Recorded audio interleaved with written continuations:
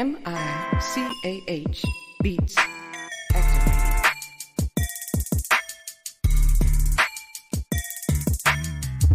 Welcome to Just Therapy, where we talk about life with a comedy twist. With your hosts, comedian Sean Boyd, Antonio Ferguson, and Miss KT. We talk about a whole bunch of shit from politics to people actually taking shits. So sit back, relax, and enjoy the therapy session. Man, this be dope. Make a motherfucker want to rap. I can't rap, man. Hold on, here we go. I can't rap. I really can't. But come sit down on the couch with us. Man, I can't rap. Come to the couch. Enjoy the show. Let's go.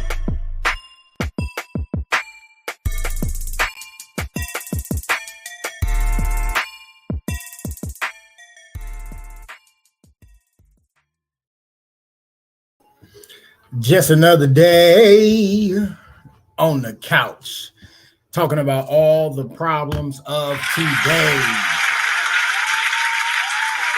Welcome back to another episode of Just Therapy. I am your host, comedian Sean Boyd, and it's another beautiful Monday evening, y'all.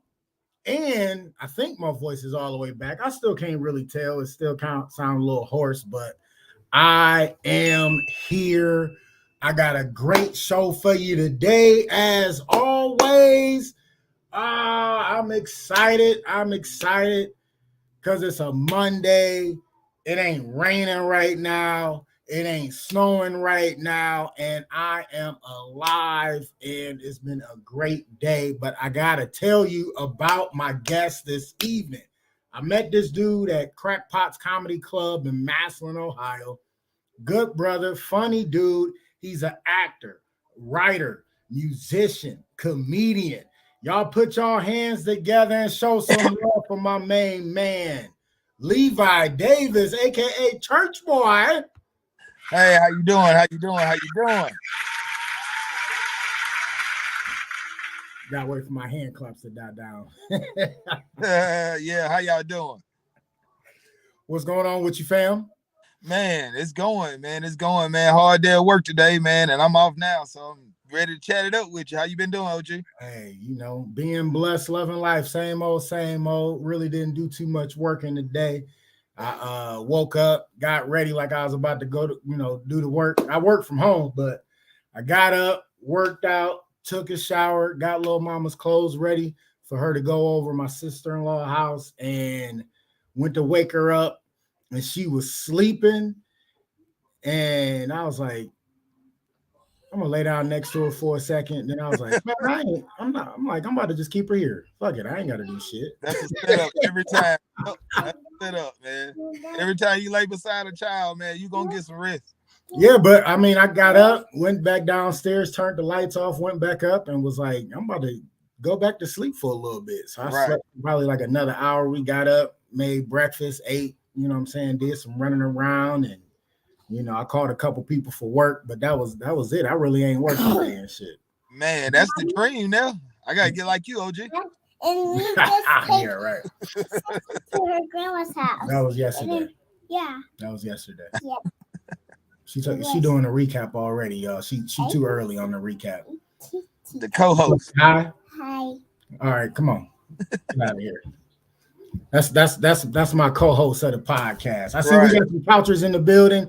My guy Ray in the building. What's going on, fam?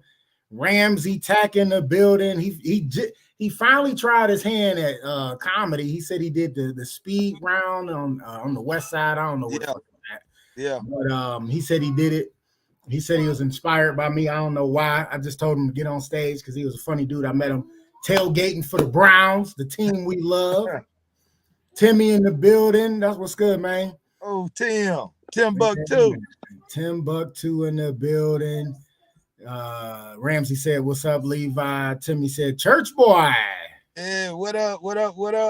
Yeah, this is the #1 interactive podcast because whatever they put in the chat, we go talk about. He said I would have laid down too. Yeah, man, it was it was just one of them days where I was like, I work from home, and I was like just kind of in chill mode, man. Right. It is what it is. I get back to it today. I mean, like I pretty much own my own businesses for insurance and stuff like that. So it's like I'm gonna take a day for myself. Shit. Right. Man, I was doing that with Walmart, but I eventually pointed out though. So yeah. See, I ain't got to worry about no points or nothing like that. Get out of here. She wanted to watch Moana. I put Moana on, then she like, I don't want to watch Moana. Go, bye. In there. Get it? No, go.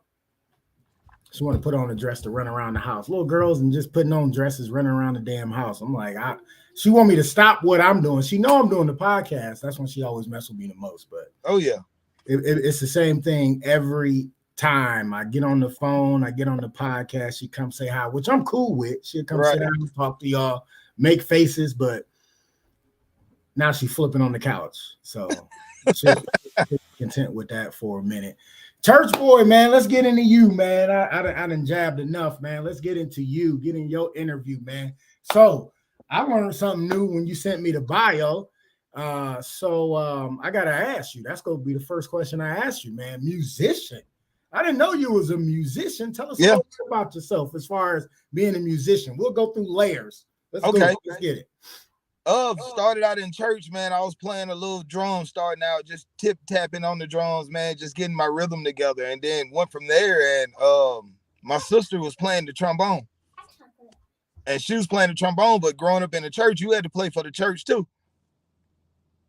So it got to the point where she was showing me some notes because she already knew I was next in line. And then my mom played the bass guitar, so I picked up from her how to play the bass. And then went from there and tried to do some rap stuff, make some beats and stuff like that. But I always got back and did some college band, played in the band, trombone for the college band, and steel drum band. Okay.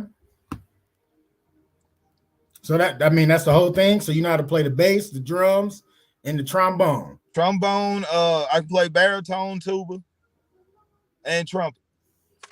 Baritone, tuba, and what else? Trumpet. Okay. So you like jack of all trades. No piano though? No piano? Man, I can get by, but I ain't gonna play, Kirk Franklin, you know what I mean? Said I can get by. Listen, I used to sing, but I can't play an instrument. I wanted to play an instrument in 4th grade. That's when our school introduced music. Right. And I wanted to play the trumpet, but they said since I didn't take the 3rd grade, I think that was 3rd grade.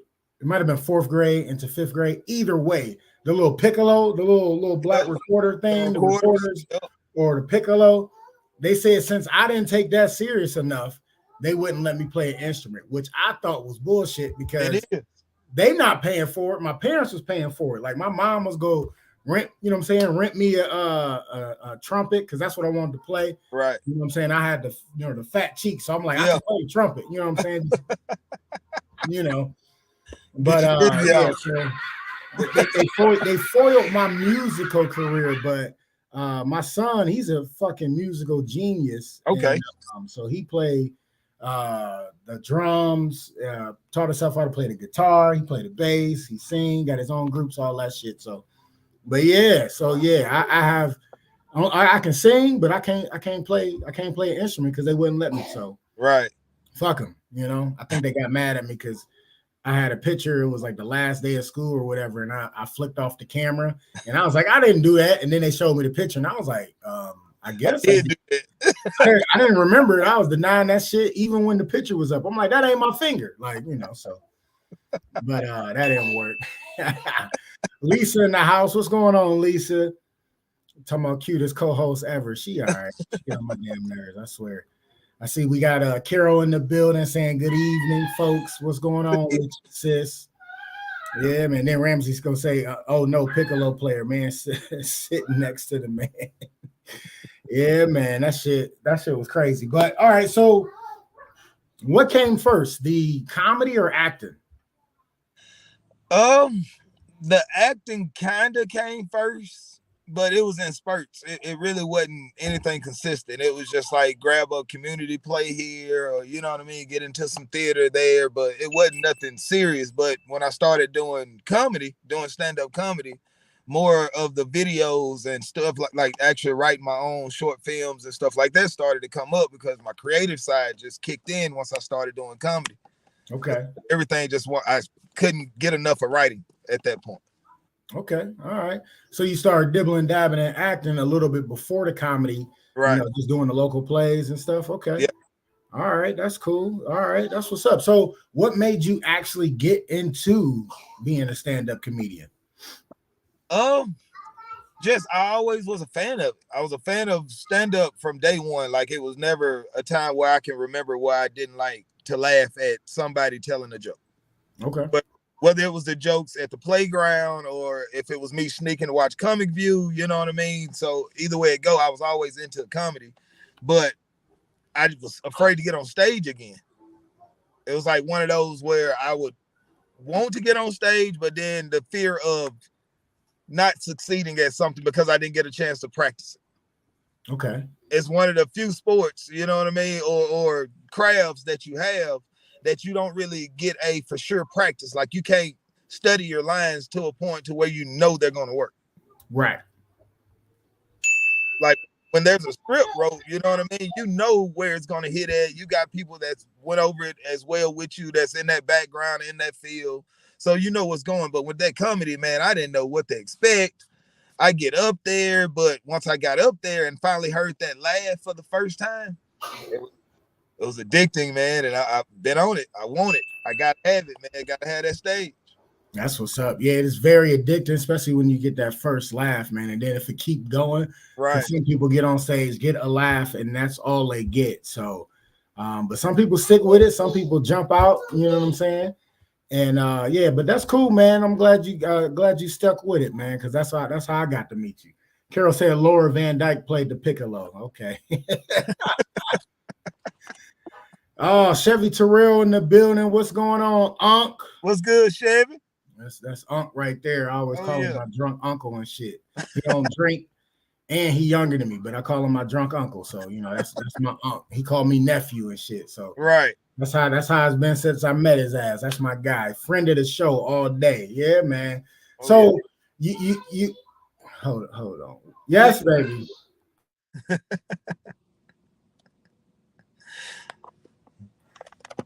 All right. So I heard you mention you had to sneak away to watch Comic View. Tell me a little bit more about that. Is that because you grew up in the church? Yeah.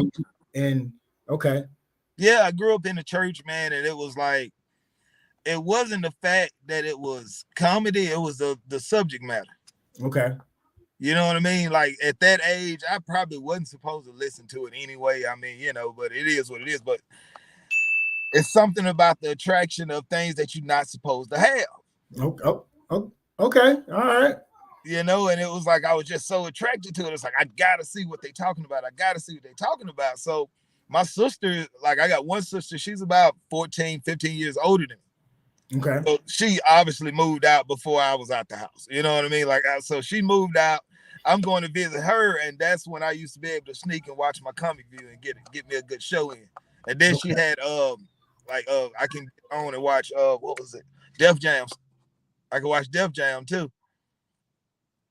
And that was the main one that I know I shouldn't have been watching, because once I was watching Def Jam, I had to go home and repent.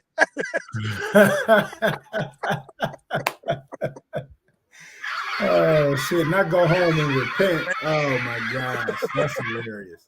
So now, was your parents like pastors, or they just was involved in the church heavily? Which one? It started out when I was about 3 years old. Like they was already starting to get into the ministry.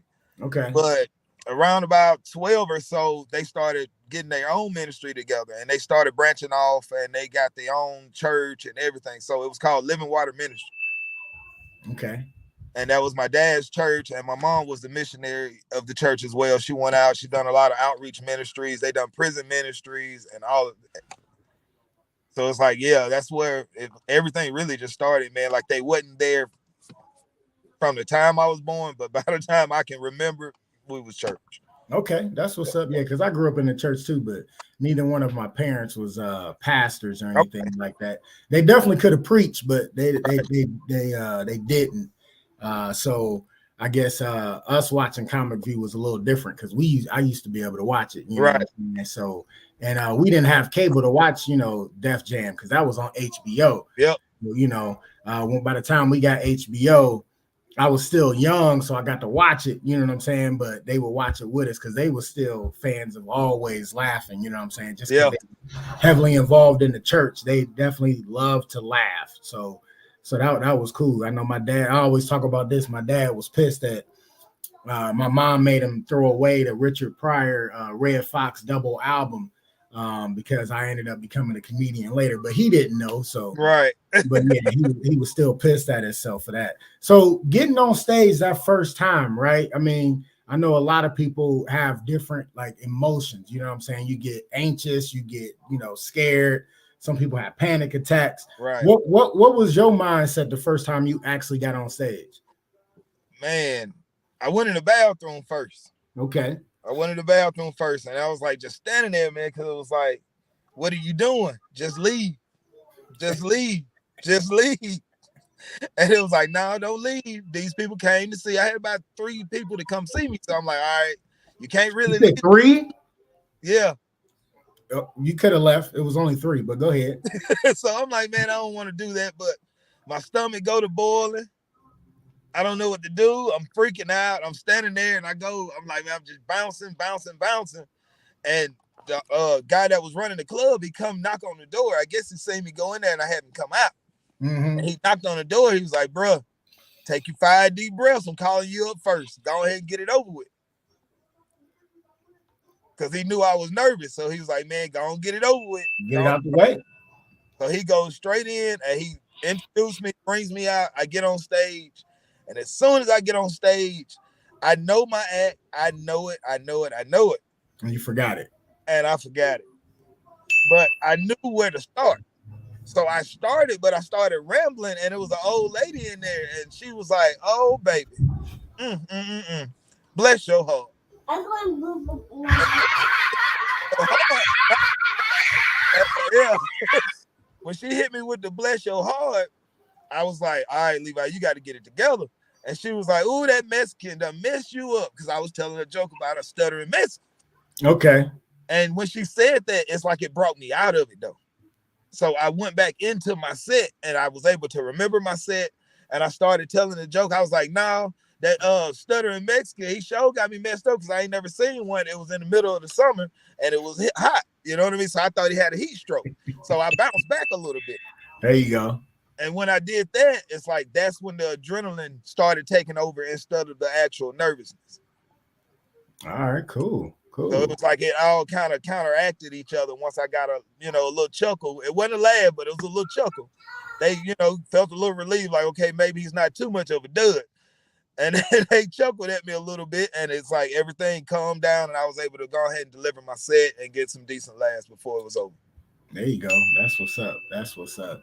So take us through the process of actually getting into comedy. Like, I know you said, you used to sneak away and watch comedy, right, but like what made you actually, get on stage or want to get on stage just from, besides, liking to laugh, you know what I'm saying? Tell us that process.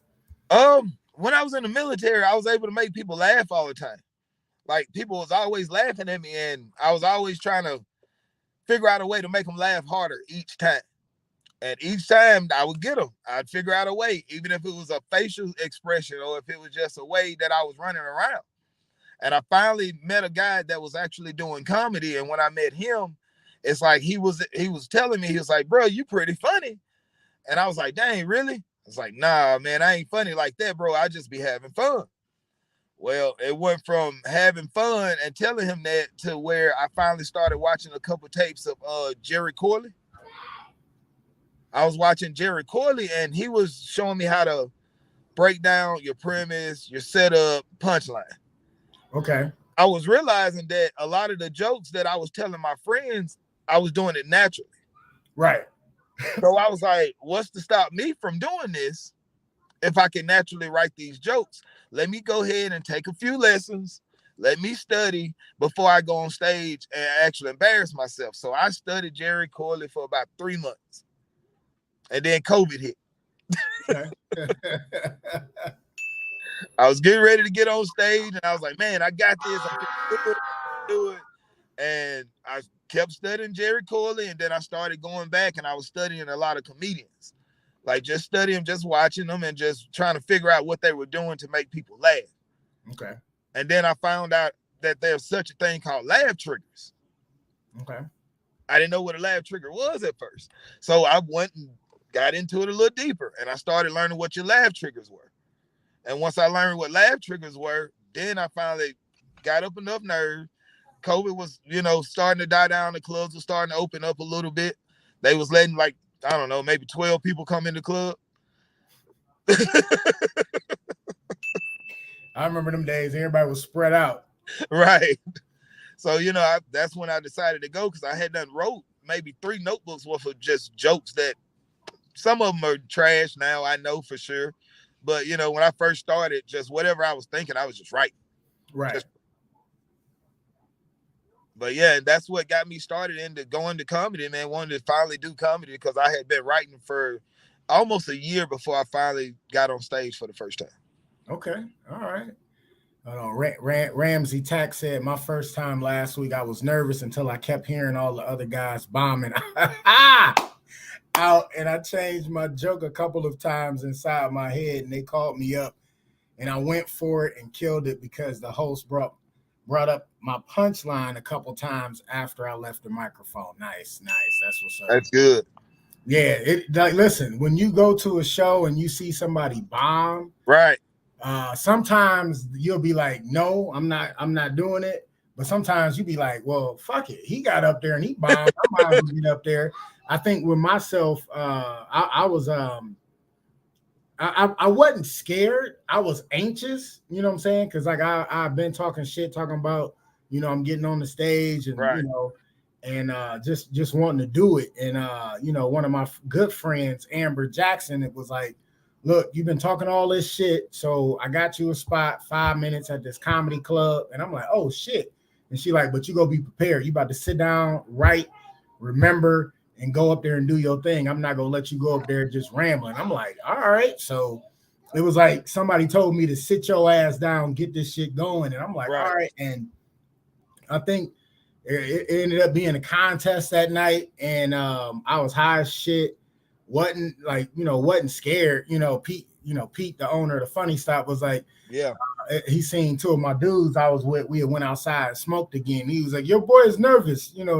This guy's nervous. But then after, he's like, you fucking done this before. You done this before. You lied. Hey, you got that voice down packed up. I speak Pete. 14 years of Pete. I speak Pete. You know what I'm saying? I translate all that shit. But he was like, you lied. It's not your first time. You done this before. I'm like, yeah. Oh, this is my first fucking time.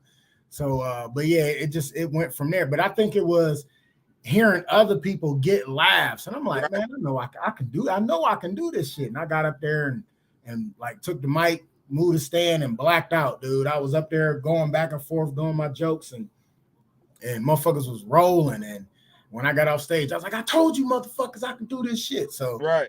And never look back. So yeah, right. Definitely. So so tell me this.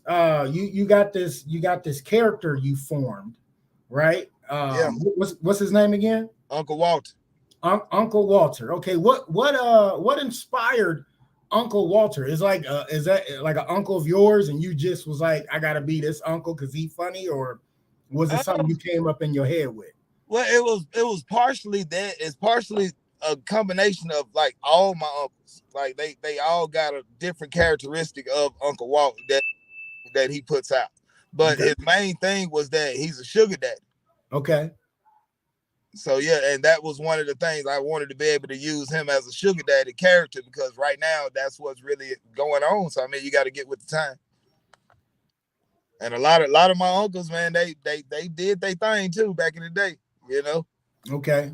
Being sugar daddies or being pimps? Because a lot of my uncles, I ain't even gonna lie. I'm not shitting on your uncles now. I'm like a lot of my uncles was pimping. Right. They always had chicks, you know what I'm saying? They really wasn't handing out money and shit. So Right. was it the fact that they was handing out the money being a sugar daddy, or you know? Look, I'm gonna put it like this: they were driving Lincolns, not Cadillacs. Oh, okay. All right. Hey, what? Hey, Lincoln was still a top grade car, brother. They weren't driving Buick LeSabres. You know what I'm saying? If it was a LeSabre, then you know it was like, whoa, hey, hold up. You know, like the LeSabres was nice. Yeah. Park Ave was nice. But, you know, the real pimps and players was driving Lincolns and Caddies. So, Caddies. Exactly.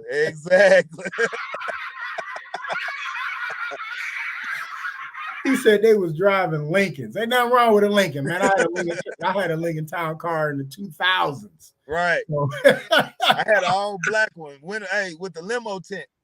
With the limo tent? Okay. I think it was 06. Okay. Yep.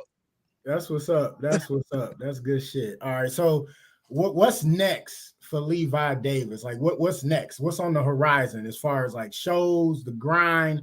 Like what do you want to accomplish with your, with your comedy career, with your acting career, with the skits? What's going on with that?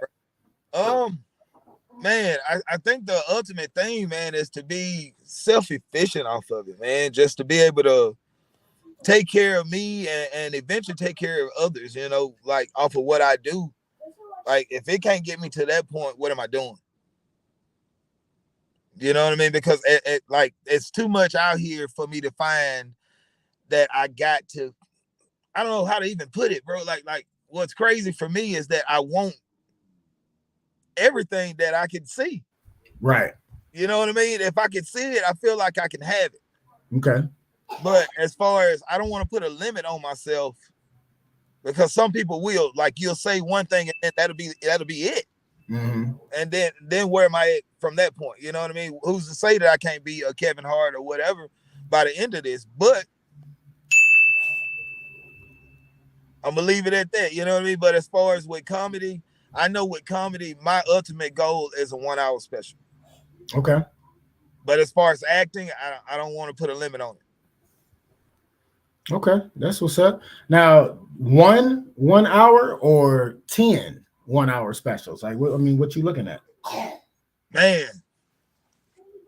Or just that Netflix 1 hour special, that Showtime, that HBO. If I can get that HBO Showtime 1 hour special, to me, that's making. Okay. You know what I mean? Like I've made it to me. Like, but other people it varies. But to me, I feel like I've actually become a comedian that others can look up to. Okay. That's what's up. That's good shit, man. That's good shit. Levi motherfucking Davis, church boy. Yeah, man. So it was funny because like when I first met you, you was like, yeah, I can't remember if you introduced yourself as, I think you did, as Levi Davis, but you said you go by church boy. Church boy. And I'm like, okay, that's what's up. Nice to meet you. And I heard the accent, so I'm like, he from the South, and that's what's up. And when you went up there and you did your thing, you was like, I'm still fairly new, but I'm working on it, blah blah blah. But I want to learn and I want to grow, and that's why I was like, I like this dude. I'm like, I don't mind. I love the new comics. You know what I'm saying, especially the ones that want to learn, want to grow, want to soak up information. Cause like that's how I was when I started. I wasn't like cocky, like motherfuckers be like, "Are you funny?" I'm like, "Hey, you got to come check a show out." Right. You let me know, because comedy is subjective, so I would tell people to come check me out instead of be like, "Yeah, I'm funny as fuck, like I'm funny, blah blah blah," because like I remember after my first like couple shows or first show, one dude was like, "Man, you funny as fuck, you should be getting paid for this shit." And I'm like, dude, if that's in God's plans for me to get paid doing comedy, something I love, it'll come. Right. You know what I'm saying? I'm like, it'll come, period. So like, that was just like the beautiful thing of the craft, you know what I'm saying? And I ended up getting paid on my 4th show, and ended up my 5th or 6th show, I ended up opening it for TK Kirkland. And which was crazy. It was just so unreal and surreal. I was like, I couldn't believe it, but that wasn't nothing, but God put me in the right positions, in the right places, and talking to the right people to, keep going with the career, so that definitely a fan of yours, brother. definitely want you to keep going, keep grinding. You know, I'm always here if you got any Oh yeah, questions for sure. or anything. You know that's how that go. Ramsey says, question: would you guys, Sean and Levi, consider being a part of a writing team to produce shows, scripts, and movies? Always, bro. You say always? Anything dealing with writing, man, I'm all for it, bro. Like Mm-hmm. I got movies and stuff that I've been writing on. But me personally, I got like 8 projects and none of them are finished. Okay. All Yeah. right. So to have a writing team, yeah, that's perfect, man. That's what's up. So me, I'm different. Like I don't have the time because I got like, you know, being a full-time dad is a motherfucker. But and then writing, I definitely wouldn't mind collaborating on some ideas and some projects, but just writing, dude, I stopped writing jokes after my second year. So like I hit writer's block early. And had to put the pen down 2 years into it, and like because I couldn't write shit. And then it just started coming to me, like, you know. And then I would write a premise down, or I would write an idea down. I couldn't write a full joke out to save my life or whatever, but it just started coming to me. So I mean, I definitely wouldn't mind, you know, helping write a script or, you know, throwing some ideas around about, you know, movies or whatever. You better be careful in there, movies or whatever. But yeah. Or good yeah, I'm definitely down. You say what? Good brainstorm session. Yeah. I definitely don't mind a good brainstorm session, but you got to catch me when I got some time. Right. That's the only thing. All right, let's get into the rest of the show. We always start with a recap, like what happened to us during our weekends and stuff like that. My weekend was all right. Little mama went to her mom's house. I had to drive her down there Thursday, which kind of like, I mean, I just did what I had to do. But the only thing that irritated me was, you know, people offer gas money and then renege on what they go give you. But that's another subject. But yeah. Thursday, I was sitting at the house after I, you know, drove down there because it's like 50 minutes away. So I made that drive and drove back and was sitting around chilling. Did a little more work and just was chilling. Hit up my one dude, John, and we end up going to this bar called Chelsea's. You know, it's a little hole in the wall spot that used to sponsor our softball team. So I like to go up there and say what's up to the owners because they super cool. And we was up there watching some of the playoff games and was chopping it up and shit like that. So Friday was supposed to be the first day of league softball in Kent, but as Kent always does, they come up with some bullshit and they pushed us back to this Friday. And I was pissed because I'm like, all right, I get to play, you know what I'm saying, at least the first game, and then I got to miss the second game because, you know, I got a show on Friday. But so yeah, they did that. So I was like, fuck it, I'm about to go to Columbus early because they had it was called the Weekender. I umpire tournament softball when I'm free, you know what I'm saying? So I went down to Columbus early on Friday. It was raining like I was on the freeway. We had to literally slow down and turn on the hazards. It was raining so bad, but got out of that, got there to the hotel, checked in. There was some bullshit checking in. I had to wait extra, call a director, and he figured it out with the hotel manager. It was but I got up there, did some work for another hour because I just brought my laptop with me and shit and worked for another hour, then hooked up with some people down there. We hung out, we watched the Cavs get their ass whooped, and had a couple drinks. And the softball tournament was cool, man. I really didn't have any problems, no complaints, and you gotta love a good umpiring weekend with that. Oh yeah.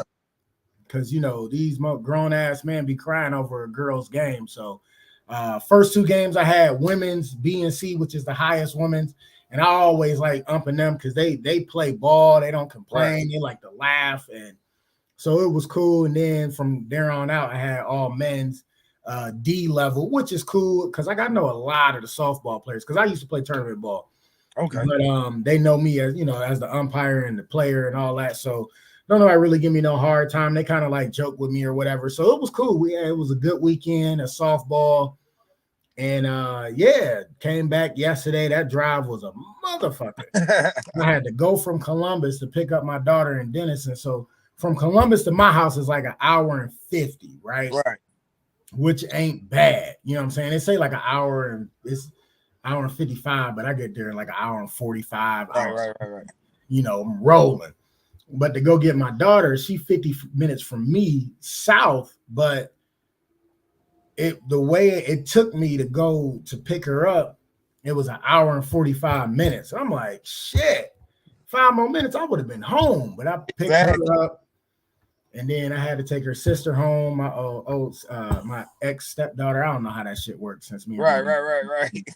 I had to drop her off at her grandmother's house on the way up. But yeah, so the weekend was cool. We just chilled yesterday, and today just chilled. You know, did some stuff around the house and made some moves. And that was pretty much my weekend. How about you, man? What you end up doing this weekend, bro? Man, tried to recover from 420. 420 was kind of rough.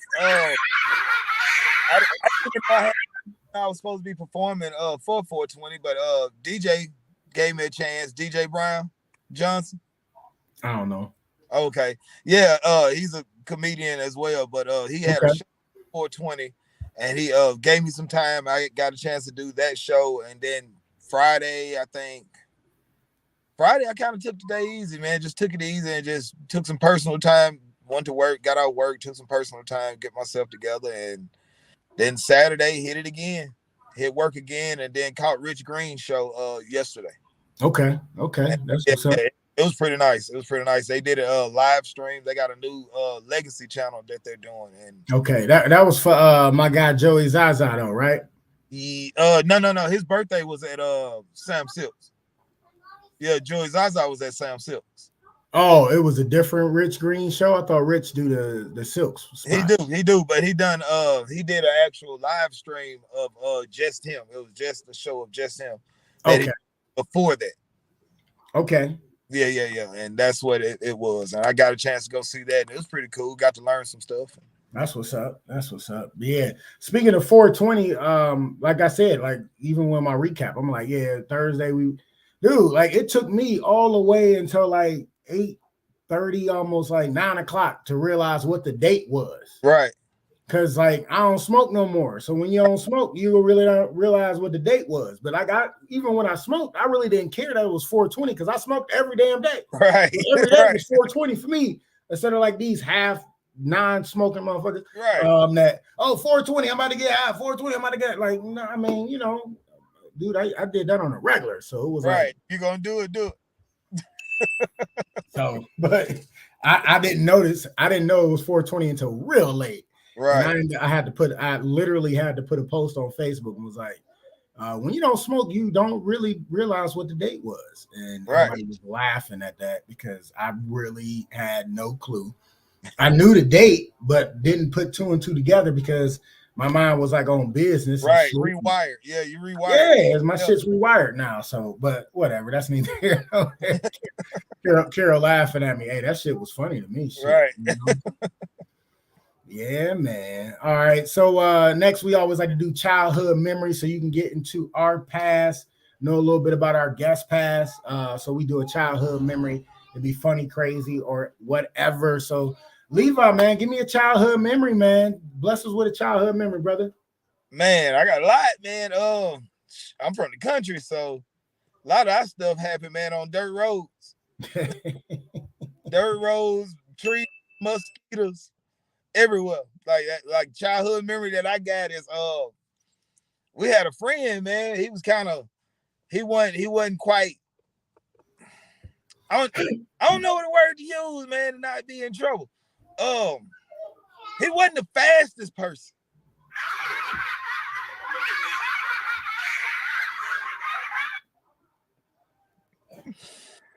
Oh shit! Okay. Yeah, he wasn't the fastest person, and he was hanging out with us. He was like 2 years older than us. He was a little older, you know what I mean? But the dude was like the biggest wrestling fan you ever did see, man. But I don't know what was wrong with him. But one day we were shooting hoops, and this man is like fouling me hard, man. I don't know what's going on. I'm reading it. Right. But yeah, I don't know what was going on with him, man. But he was like following me, man, like pushing me, like trying to push me out the air when I'm jumping, all this crazy stuff, man. But we kids, man, and we getting hyped up. We done got hyped by now, and my friend, his grandma come out and asked us to go ahead, can we pick up the trash out of her yard, right?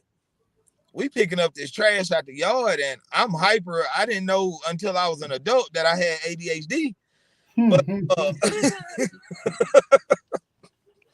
I done got hyped up, and I done picked up a can, and the can was like crushed a little bit and had a slice in it. Hit this dude across his lip. Well, like I said, he ain't the fastest person in the world. Right. This man loses it. It's like some stupid. If you ever watch Dragon Ball Z, it's like Super Saiyan or whatever they be doing when they be. This man started doing that and he charged at me. Well, I didn't know.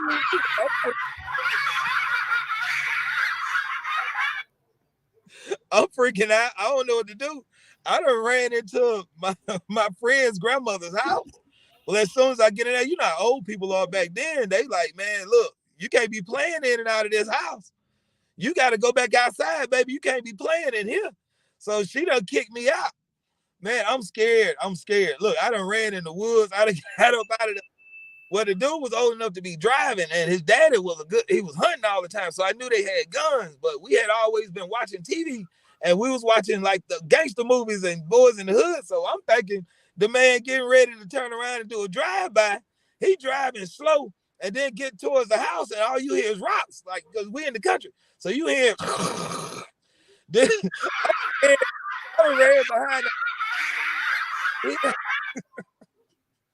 He had one of the moms call and say that he want to make up, he want to apologize, right? He ain't mad at us no more. Can we talk? This man, like I said, like watching wrestling. This man, when he stuck his hand out, was like, put it there, pal. I grabbed this man's hand. Look, he grabbed me and kicked me down in my stomach. He done pulled me in close, OG. He done put me in a headlock.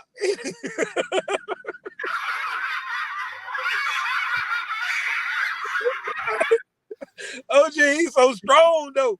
He's strong. I'm talking about I'm country. I know I'm strong, but I can't do nothing with him.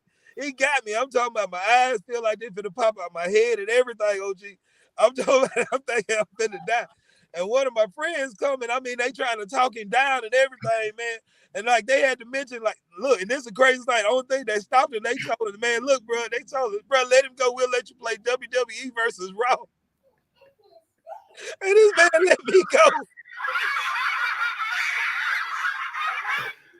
Oh shit! He done damn near killed me.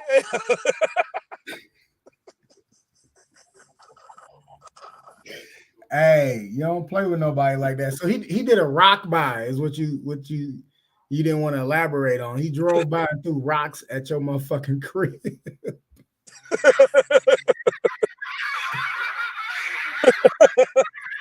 Oh shit!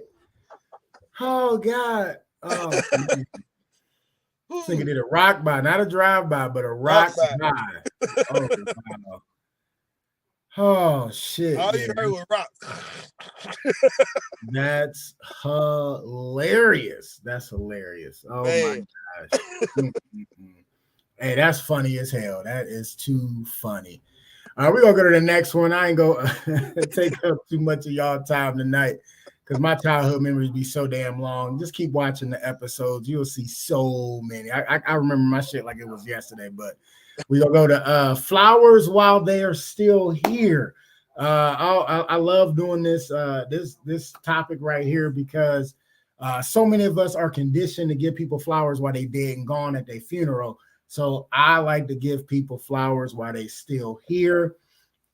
Me and my co-hosts, we always kept this shit going when they was on here every time. And we just love doing this subject, because people deserve to smell their flowers while they still here, instead of being gone, and you talk about them and all the good times. So my flowers this week is going to go to my guest this evening, Levi Davis. Reason why I'm going to give you your flowers, man, is because I talked about it a little bit. Like when I first met you, you wanted to grind, you wanted to learn, you wanted to grow, and you were humble with it. You know what I'm saying? Because like being a comedian myself, Like I'm like it was cool as shit. Y'all was calling me OG at that one show, which was cool as shit. Cause like I know 14 years is a nice little number, but I still ain't no OG. But I accepted y'all calling me OG, which was dope. It made me feel warm and fuzzy inside and shit, which was cool. But so being in the game for the 14 years, I never asked a comedian, are they funny? I asked, the real questions like how much time you got, Right. like how much solid time do you have? And for you to be truthful with, what you really have, because a lot of people don't like to be humble these days and want to tell you they got so much time, and for a fact. Right. We talking about comedy club solid time. It's a difference between how long you can be up on stage and ramble and get a couple laughs. We talking about solid. And I gave you kudos for being straight up honest with it, still grinding, still motivated. You know what I'm saying? You came and helped me out at that fundraiser, donated your time, not knowing if it was going to be any money involved. And, thankfully we was able to do some gas money, which always counts, but it was definitely a great fundraiser. You kicked off the show, did your thing. The crowd, the people towards the bar pissed me off, and of course, me being me, I don't fuck around. So I definitely got their ass back on Saturday with my microphone. Throwing them up real quick. Yeah, I definitely put their ass on the spot at the field too. So but you know what I'm saying? I love your work ethic. I love, the fact you trying new things with the skits and the characters. You know what I'm saying? I'm not saying this brand new, ain't nobody doing it, but I like the fact that you were doing it and you trying to go to another level and staying with it. And just being an overall good dude, man. So Levi, you getting your flowers today, brother.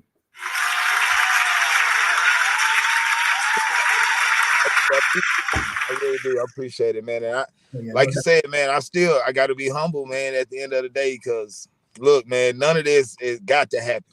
It got to. And I mean, people don't have to like you.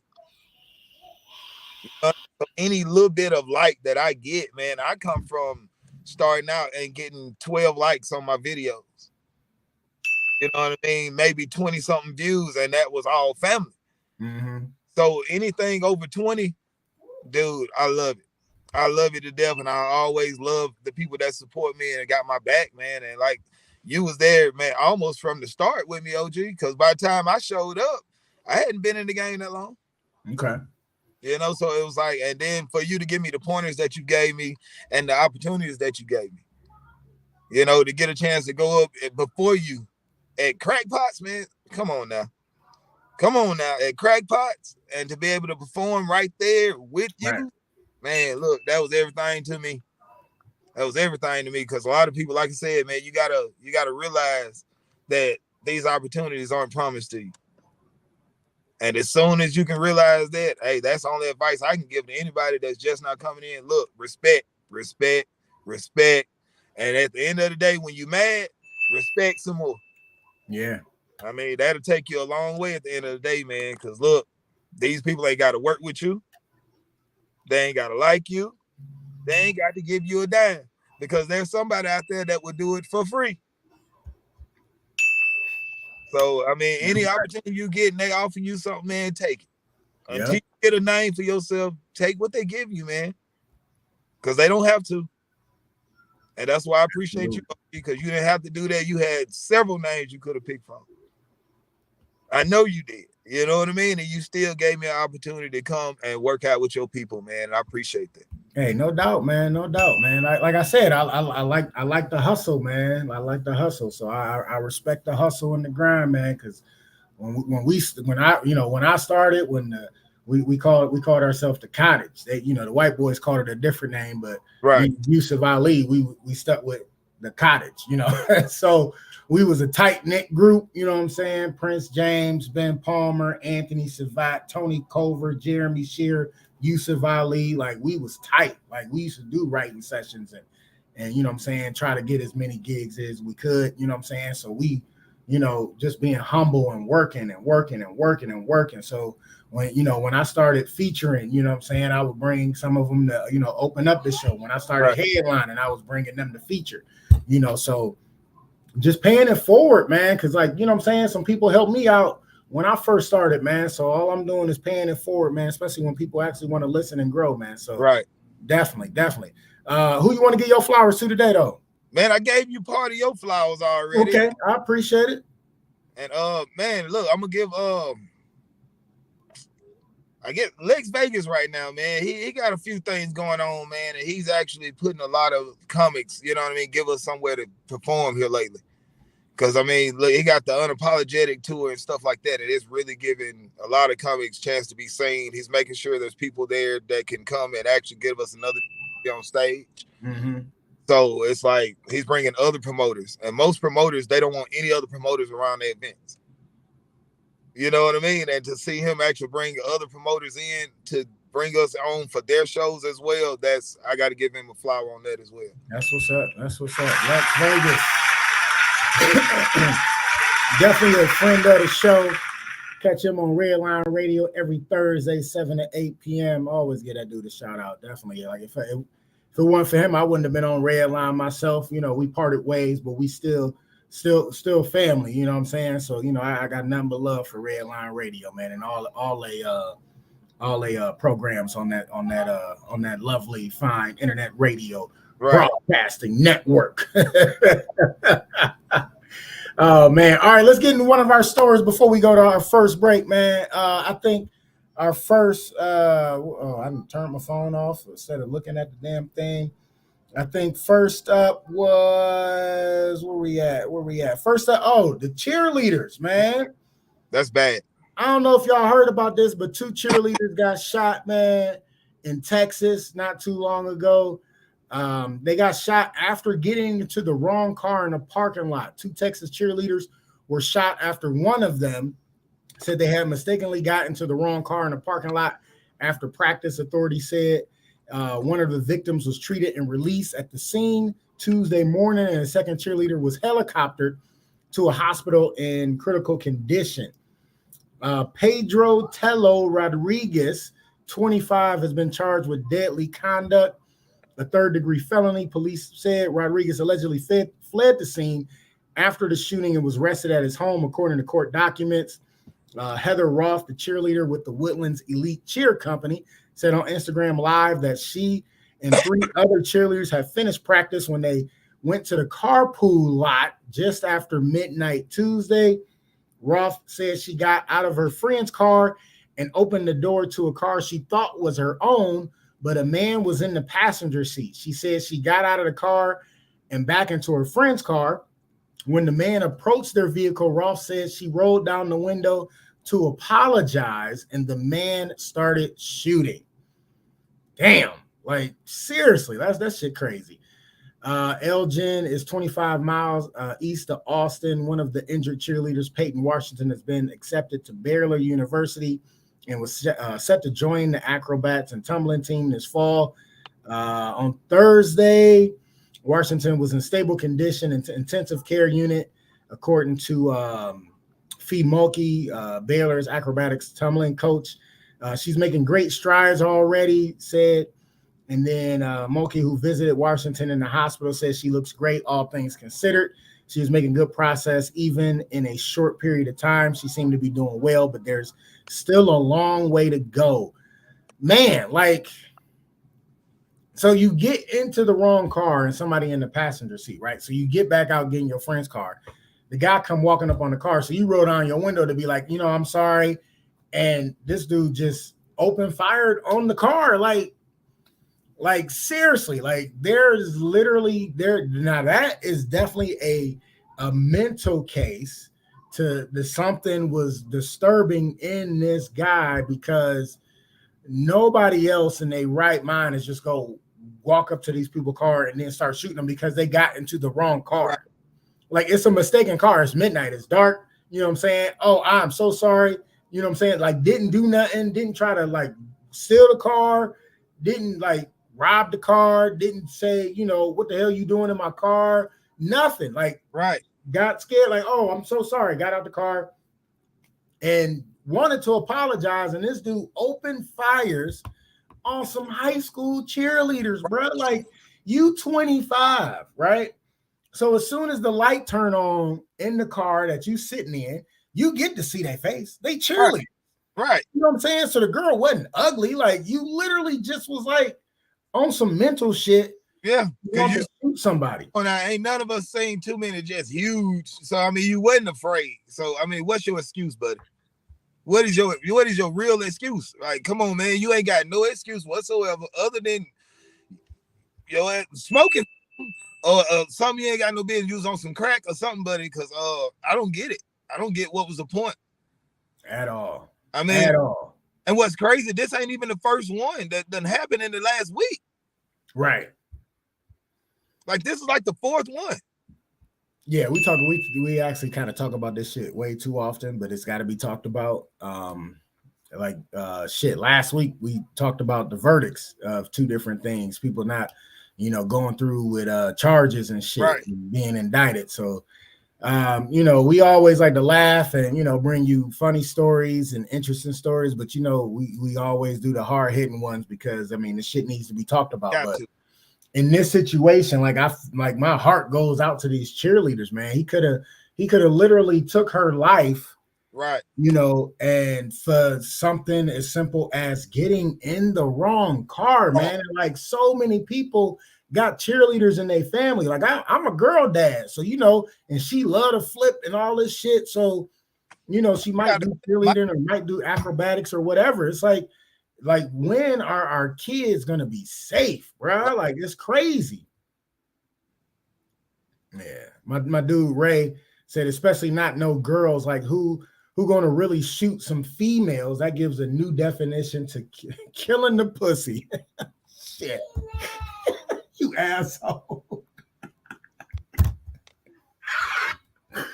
Oh shit. Oh, I shouldn't be laughing, but that shit was funny. Oh my gosh. Asshole, Ray. Such an asshole. That's my guy right there. That's OG right there. That's my guy. Oh shit. He said that get a new meaning to killing the pussy. Man. But yeah, man, I don't understand like how you go get scared of a female getting in the wrong car and shit. You know what I'm saying? Man, some of these guys, man, I think they won't just credit for shooting somebody. And it seems that way, man, because it's like, you see, what I'm saying? You see the shows that they got on, like, the FBI Most Wanted. You got, it's so many Law and Order and, all those shows, the CIS and the SVUs, and they always got that, them cases where these kids or adults just want to be famous somehow. So they go and kill people to be famous. Like, it ain't that serious, dude. It isn't, but then you don't even get to enjoy, the fruits of your labor and being successful. You literally want to take somebody's life and be known for something tragic. Like, that shit just don't, I don't get it. I don't get it either. I don't. At all. Man, yep. All right, y'all, we're going to take our one and only sponsor break. I know we a little past 8, and, we'll still get you out of here early. We probably still won't go to 9, but I'm telling you this, you got to stay tuned because we got a lot to cover and a lot to discuss, and I need y'all opinions on some of the topics we're bringing up. I'm telling you right now, we got some crazy shit we about to discuss, so don't go nowhere. More Gist Therapy, more Levi Davis. And you already know who I am. I'm your host, SB, and I'm taking y'all to break, baby.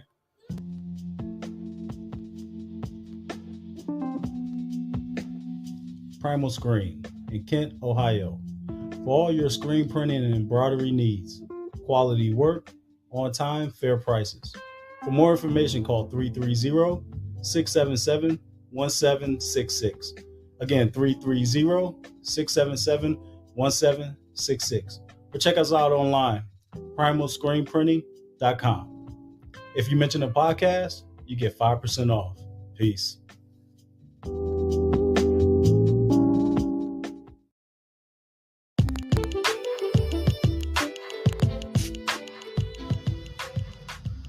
Custom Design Aquariums, where we bring your aquatic dreams to life. With your help, using your imagination, together, we will turn your home or office into a peaceful getaway. For a free consultation, call 330-475-5181 or contact us by email at customdesignaqua@gmail.com. Once again, that is customdesignaqua@gmail.com. Mention this podcast and get 5% off.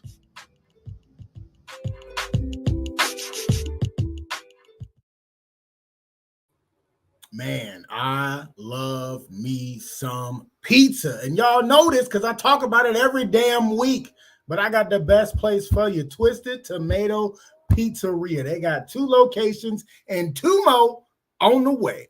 First location is in Cuyahoga Falls. Their address is 1909 Bailey Road, Cuyahoga Falls. Their phone number is 330-928-2222. Their other location is downtown Akron, across the street from Rubber Duck Stadium. Their address is 325 South Main Street, Akron, Ohio. Phone number is 330-849-5707. The best part about the downtown location is the beer wall. I like to call it the Dave and Buster's of beer. I mean, the Dave and Buster's of beer. You heard me. Reason why I call it that, you take a card, put money on it, you walk up to the 36 glorious taps of wine, beer, ale, IPAs, whatever you can think of is on this damn wall. You walk up with your card that got money on it, you put the card next to the tap, and you pour as much beer as your heart desires. I mean, it's just good. When it hits your lips, it's just so good. And another thing I love about Twisted Tomato Pizzeria is they cater to your taste buds. And a lot of people be like, SB, what do you mean they cater to your taste buds? I mean, whatever your taste bud desire, they got it for you. Because I'm a cheeseless type of person. So anytime I go order pizza, I say, hey, no cheese, extra sauce. Same with the meatball subs, which bang out. No cheese, extra sauce. They even had they had a chili pizza, y'all. And yeah, y'all like, what? A chili pizza? Yes. They put fucking Fritos on the pizza with the chili beans. Oh my gosh, it was so good. When I took my first bite, it was, bitch. Like, it was just that delicious. It was crazy. Like, I stopped by there today because I was running around. I had to go get me some juice for the vape. You know what I'm saying? And my dude, he right by the spot. Like, right by the spot. I had to ride by. I seen the owner, Brad Culver's truck up there. So I'm like, let me stop in there. Me and little mama want to go in here. And, you know, little mama got a slice of pizza for free because she little and she cute as hell. So, of course, he gave her a pizza for free. But when she bit into the damn pizza, y'all know what she said? I almost had to smack her because she said, bitch. Like, that pizza was so good. Wasn't it, baby? Wasn't the pizza so good? See? She said it. She said the pizza good. And the pizza good. Yeah. Now get out of here. But the pizza's good. Make sure you check out Twisted Tomato Pizzeria if you are in the area. I'm telling you right now, check them out. When you get a pizza, when you order, tell them you are a coucher. You are a fan of Just Therapy, the podcast, because they're the official sponsor of the podcast. And when you mention us, you get a 10% discount. 10%, 10, not 5, not 2, not 7, 10% discount. I'm telling you right now, you got to try that pizza, man, because if it's pizza, it's possible. The shit is good, man. The shit is good. Woo, the shit's good.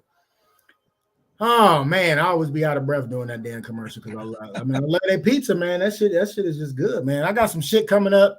I got this Friday, hold on, let me move the banner out the way so y'all can see. This Friday, April 28th, is a comedy show. One of my co-hosts, Miss KT, was like, people that don't know us is asking what kind of event this is. And I was like dumbfounded because, I mean, I know I've been doing comedy for 14 years, but when you look at a flyer like this with, it say hosted by and then featuring and then it got a big picture of somebody over here. So, I mean, it's a seminar, motherfuckers.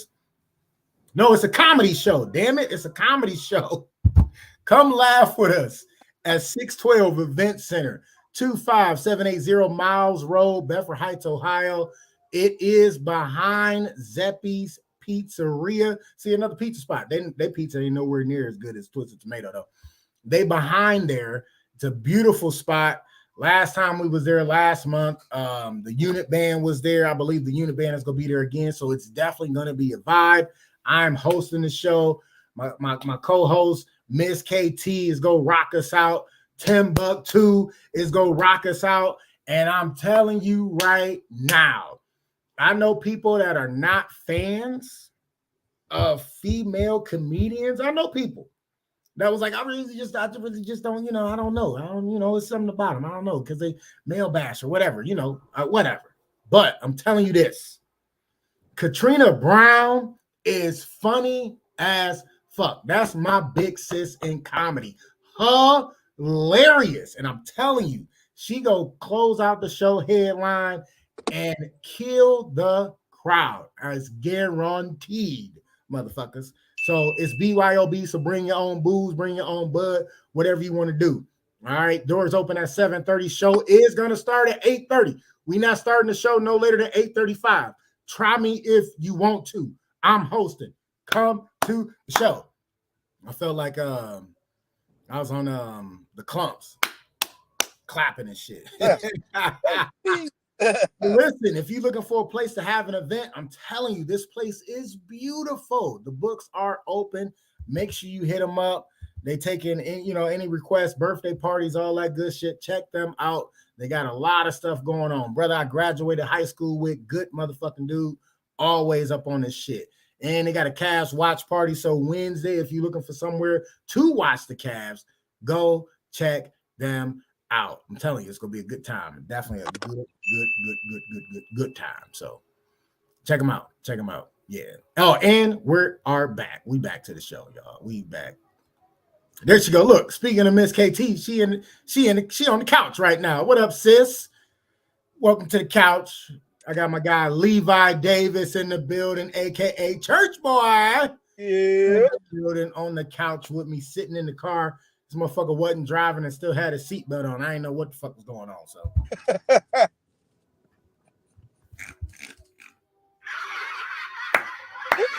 I didn't know what was going on, man. So yeah, man. Sorry, we started like maybe a minute or so after 7 today. I do apologize. Somebody had computer problems. It wasn't me, but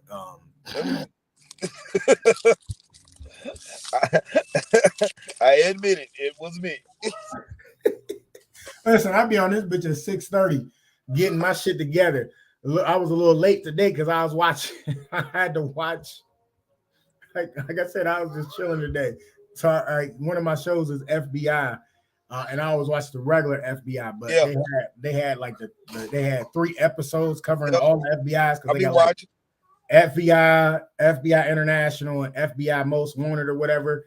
And the episode I watched was the FBI, but I guess it was the second episode of the 3-part thing, because they usually the first episode of the 3-parter, but they was the second one. So I watched the second one and I'm like, oh shit.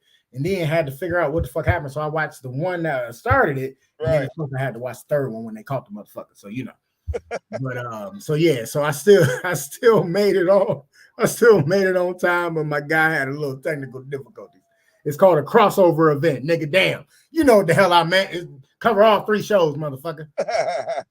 Shit, I can't name it what I want to name it. Right? Damn, OG, come on, man. You just had to do me like that. Right. It's called a crossover event. I was gonna say. I know it's the Allen Iverson event, nigga. I know what it is. I'm just saying, The old man in me came out when I was trying to get it figured out for my computer. Oh, for real? Uncle Walt came out. I couldn't figure out that damn internet. You know what I mean? That damn internet just don't work out for me. Oh shit. Yeah, you had sent me that what you call it? The link. You sent me the link. When you sent me the link, I was trying to get on the damn link, and the damn link just wasn't gonna work out for me. I couldn't figure that thing out. No matter what I was doing, that damn link just wasn't gonna work for me. And then he had to send it to my cell phone. He sent it to my cellular phone. When it sent to my cellular phone, then I was able to get over here and come on out here with these people. Now I love coming out here seeing y'all. You know that y'all get out here in this city though. I really ain't made for this city like this because it still be snowing out here. No, what y'all got going on with y'all weather? Why is it snowing now? It is the most, I call Ohio weather the most bipolar person you can ever think of. That's Ohio weather. Man. 80 degrees one day, 75 the next day, snow the next day. Like it was snow flurries a day. Little mama was like, it's snowing, daddy, it's snowing. Can I wear my boots? Snowing stayed on the ground. I'm like, daddy, I want to wear my boots. It was snowing. Whatever, put the boots on. I don't give a shit. We don't right. Take off. Whatever. But yeah, so oh my gosh, yeah. So you said he said lank, not link, but lank, like LA.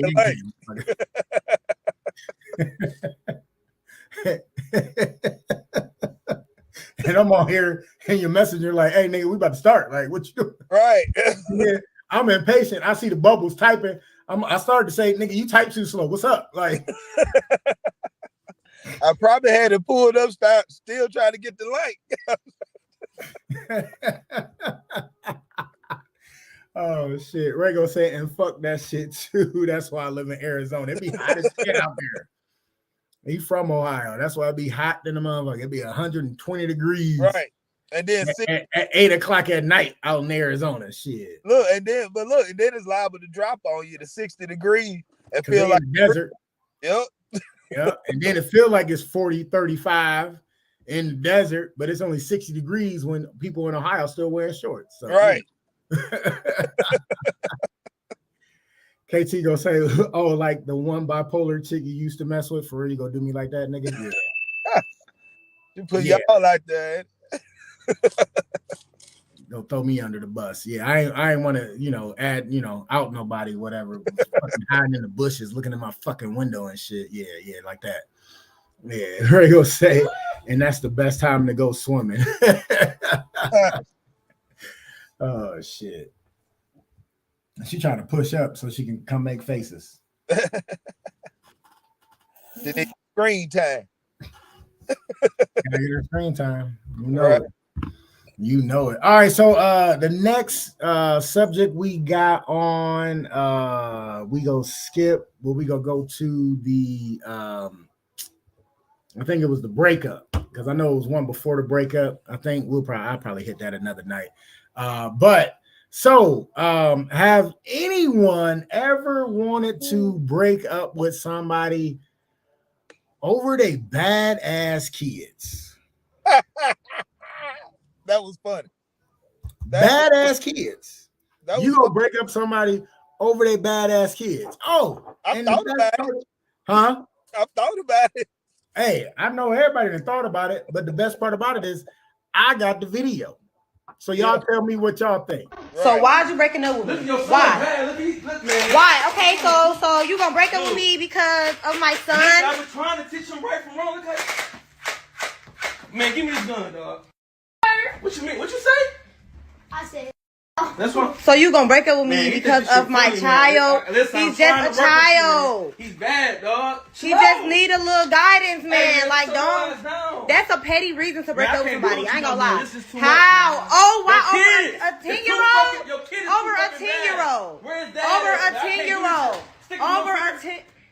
Okay. Dog, he bad. Right, okay, but that's not no reason to break up with nobody. I can't do it no more, man. So you gonna throw figure out that, man. I'm done. So you just gonna throw all these years down the drain? I'm done.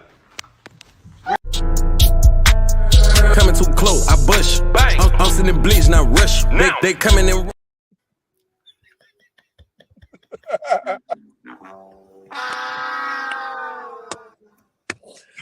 All these years down the drain.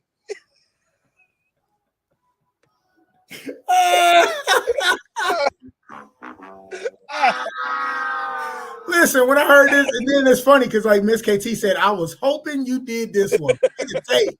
You know I got the tape. You know I went and found that shit. As soon as I heard about this, I was like, oh, I gotta talk about this one. I gotta talk about this one. My guy DJ in the building. Yes, you came on the right time, DJ. Let's go. Let's go. He said I would have started dating her if the kid was that bad. I wouldn't. Yeah, exactly. That part. Exactly. That part. That part. Miss KT go say he not breaking up because the kid bad. He breaking up because you can't control your kid. Right. Oh my gosh.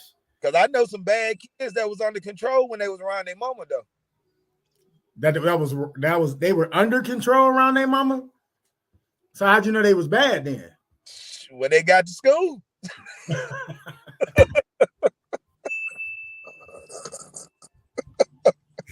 My dude ended the relationship. She goes, and then the bad part about it is she literally recorded the incident. Like, you recorded this shit. So you ain't never go get nobody to mess with you, except for a broke dude that ain't got nowhere to stay. Oh, he'll come in there. He definitely gonna come and mess with your badass kid so he can have a roof over his head during the winter time. Only in the winter time, though. Summertime, nigga about to hit the streets. That's probably what the kids used to. Somebody sitting around playing video games, eating fruit snacks. Oh shit. Oh gosh, that shit's hilarious. KT go say they've been together for years. He didn't know he was gonna turn out this bad.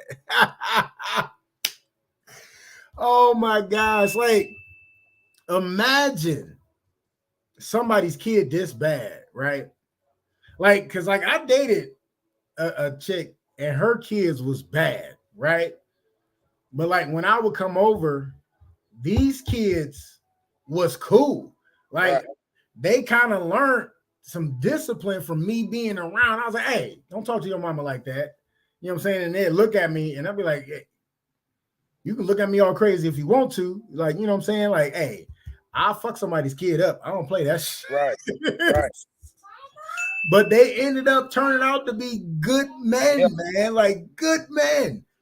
You know, so but you was actually giving him something to look at too. Who knows what dude's actually been doing? Because if he's been around for years and he's still this bad, come on, man. You dropped the ball somewhere. That's true. That's true. Miss BBC in the building. Chris Duden, what's going on, sis?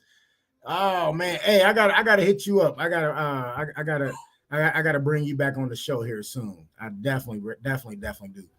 I got a date in mind as well in June, so we'll link.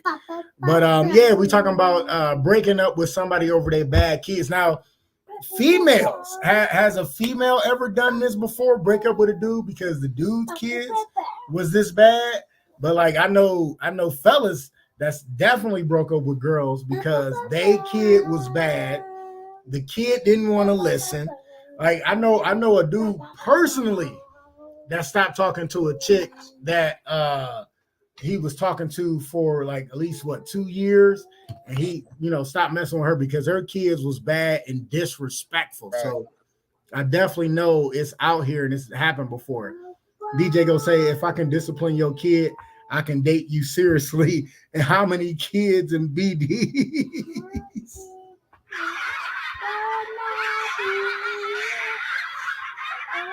Listen, this is my whole point, right? Okay, so I won't date a girl if she got a BD. Seriously, hear me out. Because I date females that have kids, but I'm a stickler when it comes to that word. Like I hate that word. I don't like it. You know what I'm saying? So if they got a father to their kid, or father to their daughter, father to their son, whatever, right? Because I have mothers to my children. They've never, and I can't stand neither one of their ass, right?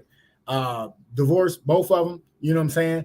But I just don't call them that. So I'm saying if they call them that, I kind of like, steer away. But if they call them my kid's father or my kid's dad, you know what I'm saying? That's a different relationship. It's a different relationship. Even if the kid's father is acting up. Right. So, yeah, man.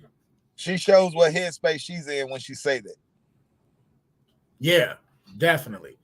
Ramsey chimed in. He said, wait, I had a female with 4 pit bulls who chewed up the house literally, and her son and her son's girlfriend were selling dope out the house. And she wanted me to get with her and accept her bad kids and dogs. She wanted me to move in. I said, hell no, I haven't been back since. Hey, that sounds like somebody I know. Shit. That sounds That sounded like a homeboy I had. Oh shit. That happened to one of my homeboys, but what happened was he was dating a cougar, and her sons was like maybe 5 years older than him. Oh snap. Yeah, so it was her kids was really bad. Like they whooped his ass. Like they took him down through the. They whooped his ass. See, that's the thing. You better watch out and not play with nobody's mama. I'm telling you right now. Right. I'm telling you right now. These motherfuckers don't play about their mama. You better be straight. Like I was watching a video and he said, "You did what to my mom?" Right. And he was like, boom, he fell on the ground. He was like, "Don't get up." He said, "Don't get up." Man, his mom was like, "Stop." He was like, "No." Right. No. It's a done done. We gotta go back to the chat. KT gonna say such a nigga. The word BD don't matter. You bougie. Little bit. Ain't nothing wrong with having standards. Shit. You know what I'm saying? You know? DJ gonna say Ramsey was on an episode of The Wire. The fuck.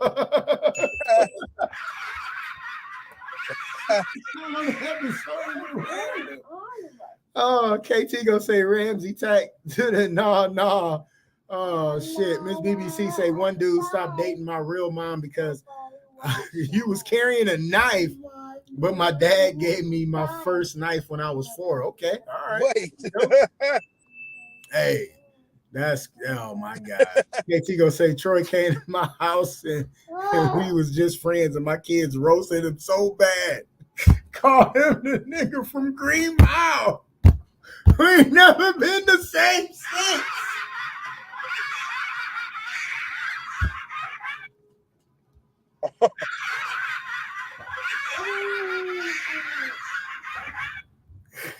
Oh shit. See, that's what happened. You ain't tell me the real reason and shit. Hey, that is hilarious. Hilarious. DJ gonna say he said I'm crying, yeah. I done got hot. Oh, Michael Clark Duncan. I done got hot off of that one. I gotta take the hoodie off. That was too good. Oh shit. Man, Oh god. Listen, that's funny. Your kids roasting his ass. Oh, that's hilarious. Oh my god. And I love the hell out of her sons. My nephews is funny as shit. They roasted his ass. DJ go say, yo. Oh gosh. But hold on. So like this is my question though. Was it real? Because we know people like to do stuff for likes now. Yeah. Was it real? Was that whole thing real? But I know real cases of this same thing. Yeah. But I want to hear, oh, hey, look at this. All right, Lex Vegas to the couch. What up, man? He say, what up, Sean boy? What up, Church? We was talking about your ass earlier and shit too, Lex. Church boy gave you some flowers and shit, man. But yeah, so I know, you know, dudes that broke up with females over their badass kids. You know what I'm saying? So I know it's a real thing, but we don't know if this one's real. Right. You don't need to blow your nose. Stop. So we'll find out. KT go say they petty. But seriously, I'm not staying with a dude with bad kids. See? And that's what I want to know. You know what I'm saying? Because would a female break up with somebody if the dude got bad kids? You know what I'm saying? Because bad kids is irritating as shit. Man, most females will break up with you quick. It don't take much. No, I'm laughing at DJ with his comment because I can't stand you, DJ. Like at all. KT gonna say he looked frustrated. He really bucked at the kid over the middle finger. He did. He definitely did. Do that, did it? Oh shit. Lex gonna say I will not date a chick with badass kids. Yeah, man. It's like that's a lot, man. That's a lot. But like I said, like is it a real video though? Because like he really did buck at the kid, and then the shit that really pissed me off is the kid like shot a gun at him and shit, like a fake toy gun and shit. Like, listen, I'll beat your kid's ass. You got me fucked up. Let's watch the video. Let's watch it one more time. So why'd you breaking up with me? Look at your son, Why? man. Look, man. Why? Okay, so you gonna break up with me because of my son? I was trying to teach him right from wrong. Look at man, give me this gun, dog. What you mean? What you say? I said, That's what. So you gonna break up with me Man, he because think this of shit my funny, man. child? Listen, I'm He's trying just to a work with you, child. man. He's bad, dog. He just need a little guidance, man. Hey, Like, sit your ass down. don't. That's a petty reason to break Man, I up with can't do somebody. what I ain't you gonna do, man. lie. This is too How? much, man. Oh, why Your over kid a is too 10-year-old? fucking- your kid is Over too a fucking 10-year-old. bad. Where's that? Over I a can't do 10-year-old. this. Stick to Over your a finger. 10. Okay. Dog, he bad. He Right. bad as Okay, fuck. but that's not no reason to break up with nobody. Listen, I can't do it no more, man. So you gonna Dog, throw? stop sticking You your gonna? little finger up that man. I'm done. So you just gonna throw all Yeah. these years down the I'm drain? done. Coming too close, I bush. Bang. I'm sitting. Yeah, so I don't know, man. He just needs some guidance. Like, Oh shit. Let's go back to the comments. Miss KT go say, hey, church boy. I was gonna say that it don't take much to end it don't take much to end it nowadays, like not at all. Oh shit, DJ gonna say, hey KT, your family cutthroat. They are. Pro session probably ruined his life a little bit.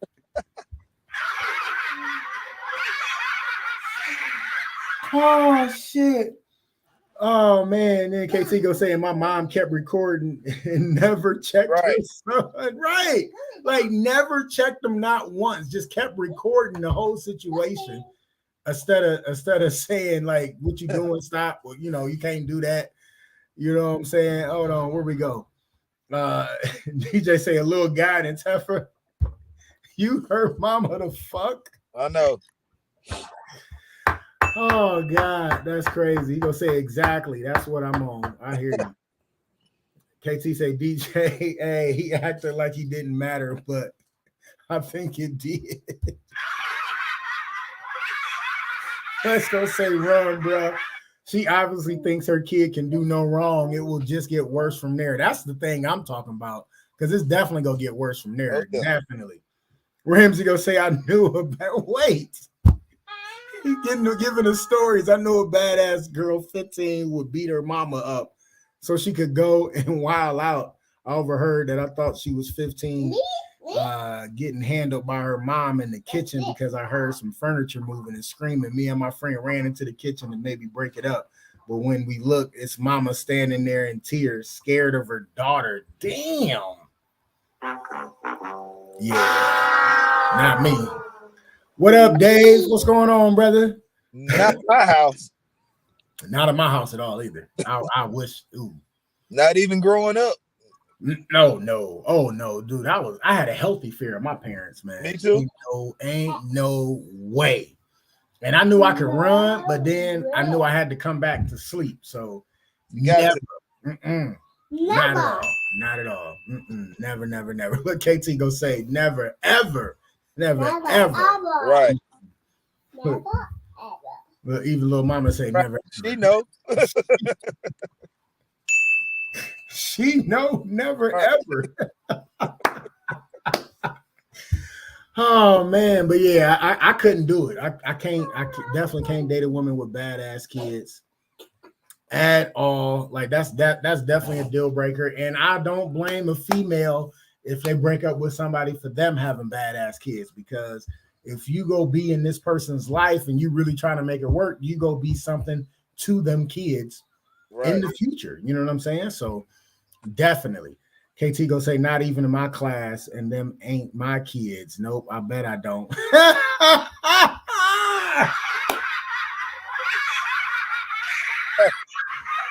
Oh my gosh. And you tell me you got some good kids, and you said not even them kids. Oh shit, that's hilarious. Oh my gosh, that's funny. That's too funny. Yeah. Church boy, you'll do it. You'll date somebody with bad kids, won't you? Oh no. It depends, man. I like a little toxicity.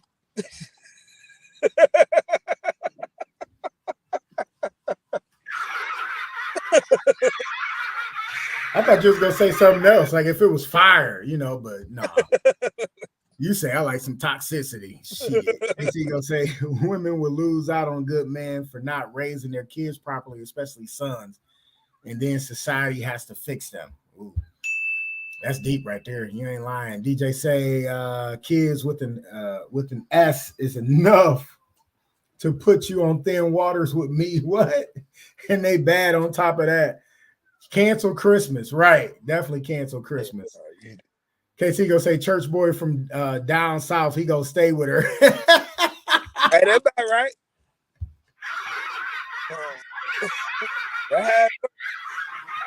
That's hilarious. KT calling me and DJ. She gonna say DJ, you bougie too. Hey, ain't nothing wrong with having standards. KT, it's called standards. It ain't called being bougie. It's called having standards. Booty. That's all. Not booty, bougie, girl. Stop. Booty. Hey, stop. We almost done. Relax. Turn your tablet off. All right, y'all. It is that time. It's that time. I heard you. Okay, I get it. But take your tablet in there so I can finish the show. All right, I'm turning it off. I'm gonna turn it down. All right, it is almost that time for my favorite favorite part of the show. Hold on, let me turn her tablet down. I know that shit loud and y'all can hear it. Oh, hold on. Here we go. Hold on. Give me a second, y'all. My bad. I told you, little mama always be trying to take over and shit. Here. All right. It is that time for crazy, funny, fucked up news. Yeah. Listen, and I got one for your ass this week. I don't know if y'all seen this or not, but hold on. Okay. DJ go say, KT, you know, he from down south with a name like Levi in 2023. I wasn't born in 2022. I was about to say, like, oh, shit. Oh, my gosh. That was All right, so listen. That was kind of swing or miss. Right. All right, so look, this week in crazy, funny, fucked up news. I don't know if y'all seen this, but a middle school, I want to say middle school, it had to be middle school kids at a wrestling match. And I'm just gonna play the video. All right, here we go. You missed that throw, dude.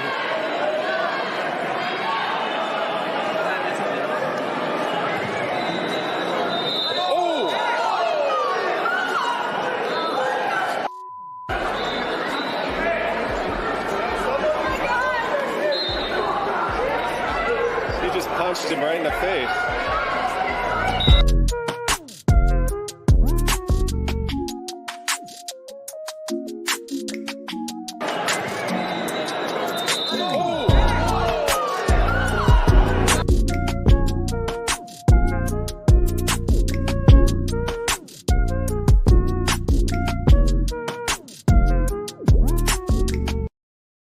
You missed that throw, dude.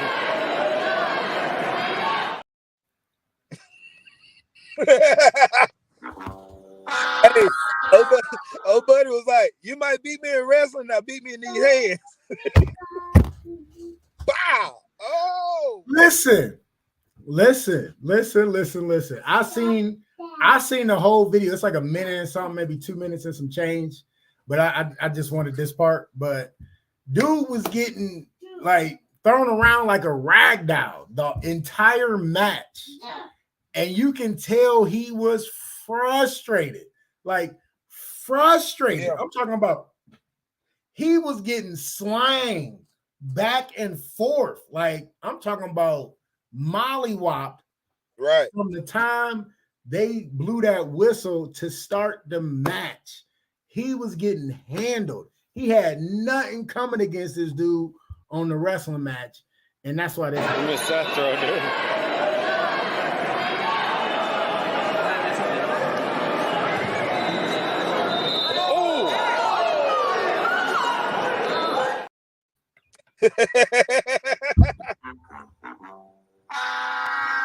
You can't tell me he had no mean right hook though.